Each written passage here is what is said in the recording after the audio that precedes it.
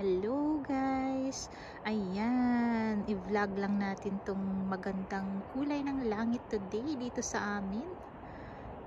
Na-amaze lang ako pag uwi ko. Yan ang nakita ko sa window. Ayan, video muna para may i-share tayo, di ba? Ayan, nagre-reflect siya sa seawater. Ayan ang paligid ngayon. Magpo 4 PM dito ng gabi, ay ng hapon.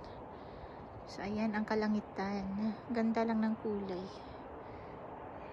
Tsaka dito sa baba namin, ayan ang kulay ng mga dahon.